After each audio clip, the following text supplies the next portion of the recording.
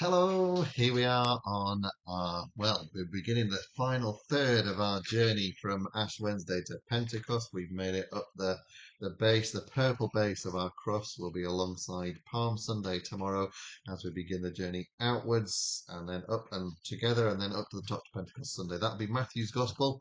We've got Mark's Gospel to finish yet. We had the Last Supper, we had Gethsemane, we had Jesus being betrayed and arrested. We had Peter denying Jesus yesterday. We had the events of Maundy Thursday night. We're moving once again in the Gospel stories into Good Friday. We are in the penultimate chapter of Mark's Gospel, chapter 15. This is the contemporary English version. Let's find out what happened in Mark's version on this first Good Friday. Early the next morning, the chief priests, the nation's leaders, and the teachers of the law of Moses met together with the whole Jewish council. They tied Jesus and led him off to Pilate.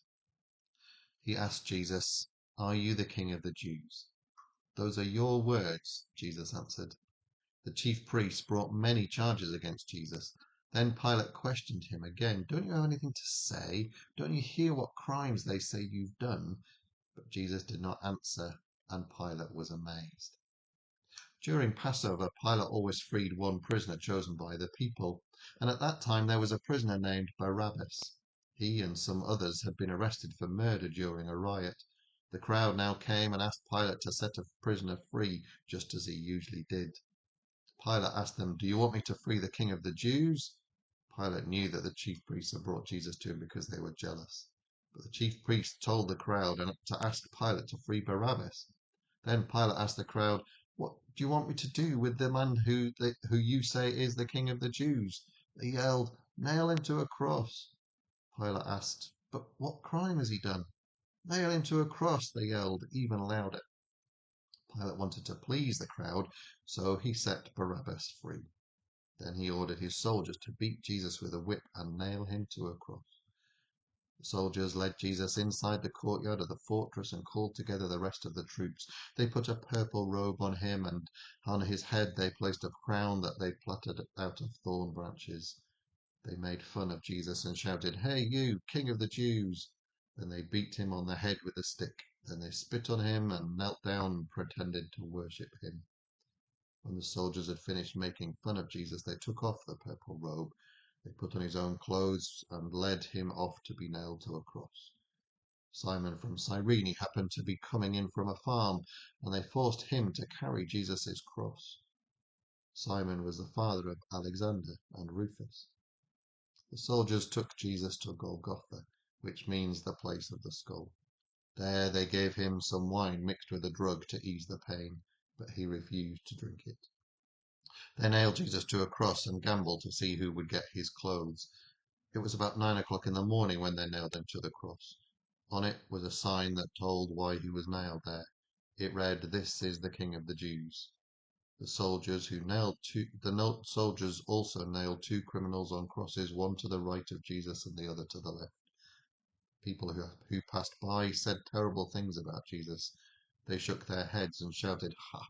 So you're the one who claimed you could tear down the temple and build it again in 3 days? Save yourself and come down from the cross." The chief priests and the teachers of the law of Moses also made fun of Jesus. They said to each other, "He saved others, but he can't save himself. If he's the Messiah, the King of Israel, let him come down from the cross, then we shall see and believe." The two criminals also said cruel things to Jesus. About noon, the sky turned dark and stayed that way until around 3 in the afternoon. Then, about that time, Jesus shouted, "Alachi, Alachi, lema sabachthani," which means, my God, why have you forsaken me?" Some of the people standing there heard Jesus and said, "He's calling for Elijah." One of them ran and grabbed a sponge. After he had soaked it in wine, he put it on a stick and held it up to Jesus. He said, "Let's wait and see if Elijah will come and take him down." Jesus shouted and then died. At once the curtain of the temple tore in two from top to bottom. A Roman army officer was standing in front of Jesus. When the officer saw how Jesus died, he said, "This man really was the Son of God." Some women were looking on from a distance. They'd come with Jesus to Jerusalem. But even before this, they had been his followers and had helped him while he was in Galilee. Mary Magdalene and Mary, the mother of the younger James and of Joseph, were two of these women. Salome was also one of them. It was now evening before the Sabbath, and the Jewish people were getting ready for that sacred day. A man named Joseph from Arimathea was brave enough to ask Pilate for the body of Jesus. Joseph was a highly respected member of the Jewish council, and he also was waiting for God's kingdom to come. Pilate was surprised to hear that Jesus was already dead, and he called in the army officer to find out if Jesus had been dead very long. After the officer told him, Pilate let Joseph have Jesus' body. Joseph bought a linen cloth and took the body down from the cross. He had it wrapped in the cloth, and he put it in a tomb that had been cut into the solid rock. Then he rolled a big stone against the entrance to the tomb. Mary Magdalene and Mary, the mother of Joseph, were watching and saw where the body was placed.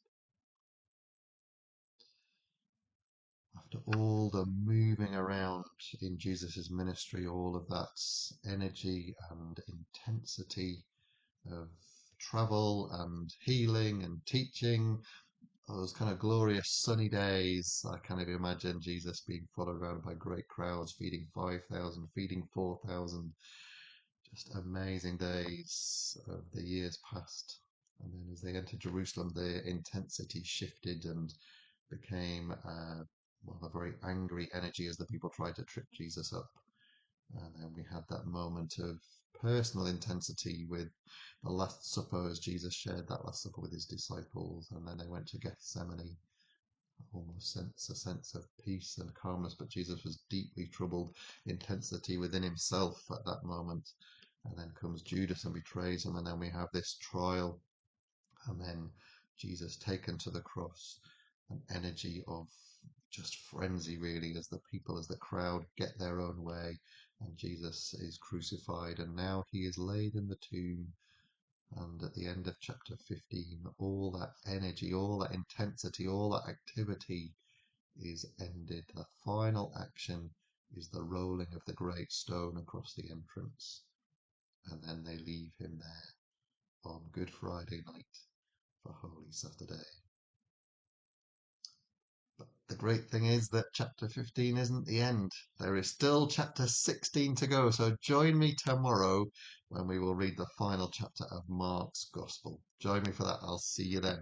All the very best. God bless. Bye bye.